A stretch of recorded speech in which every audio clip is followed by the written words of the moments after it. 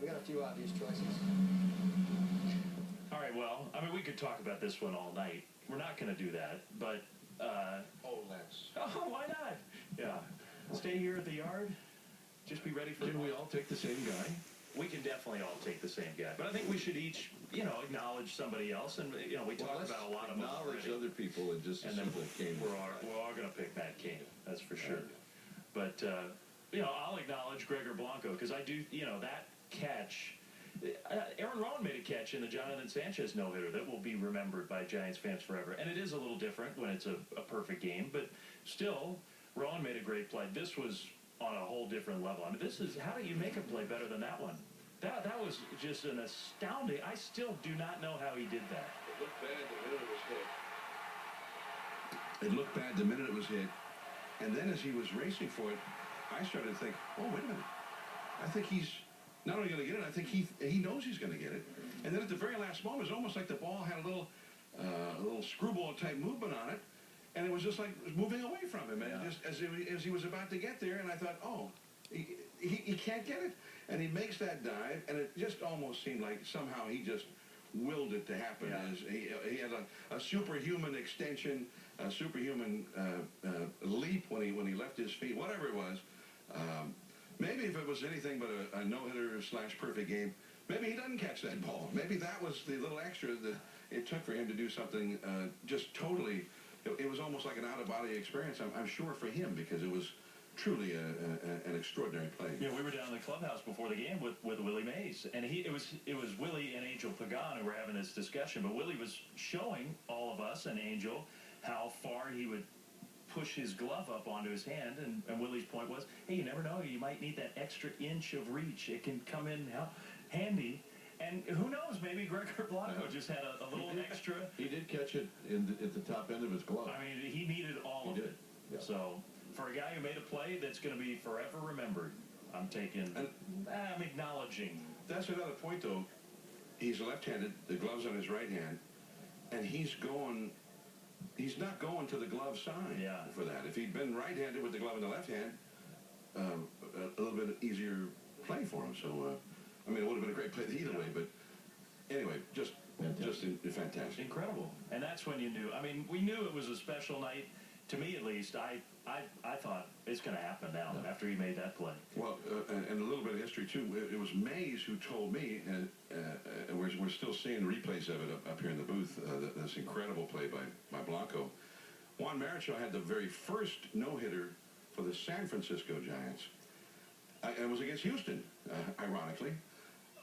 Mays told me that McCovey was the left fielder for that game, and he saved the no-hitter in the ninth inning.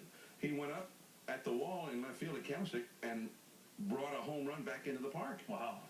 That Mays didn't think that anybody else would be able to do it. That McCovey was the guy who could get up that high and save that one. So that's pretty cool. Yeah, so there was a moment in the very first one as well. Maybe no one, maybe not even Nate Scherholtz, as great as he plays right field. Maybe no one could have gotten that ball but Gregor Blanco. Well, we know that Gregor got it. So and for me, he's the only guy who could have. Yeah. So I'm acknowledging Gregor too. All right, that's a good one. All right, John. And he hit a home run besides. Yeah, why not? Hit a bomb. Hit a bomb. He's got 4 home runs.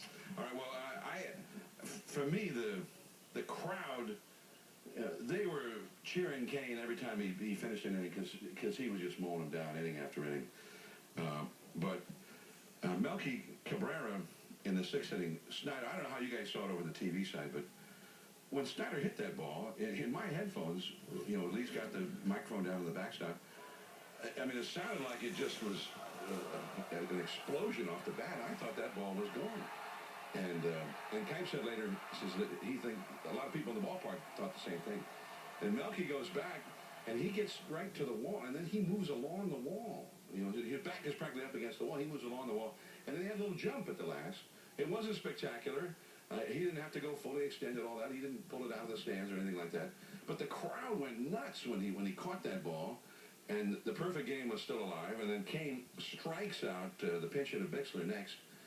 And from that point on, I thought there was electricity in this place like we've rarely seen. Yeah. So anyway, so Melky, he gave him the lead right away with a home run in the first, a tape measure shot. And he also made a nice play on a foul ball hit by Lowry to end the 4th inning.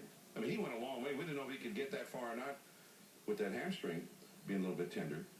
And he climbed over the bullpen mound to catch that ball, too. So it wouldn't have been a hit if he hadn't gotten to it, but the guy would have still been up. But anyway, so I'm talking a little bit about Melky Cabrera. Game 4 of the NLCS, that classic game against Philadelphia. Game 1 of the World Series.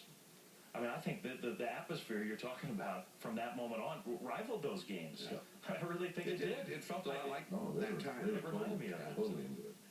Well, I think we should acknowledge Buster Posey. Yeah. But I do want to acknowledge the two guys on the left side of the infield, Arias and Crawford. Crawford's play was not an easy play. No. By any stretch of the imagination. And, you know, he came in cold.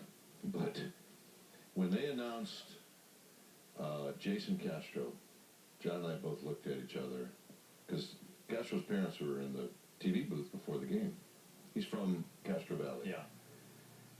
And that's it. Castro's going to get the hit, right, to break up the perfect game. He's from here. He's a local kid. That's just how it's going to work. So when they announced Castro, it was like, oh, man. And Castro, the first time he ever faced Matt Cain, hit a home run against him. His first Major League homer. In his third Major League game. And then he walked the next time.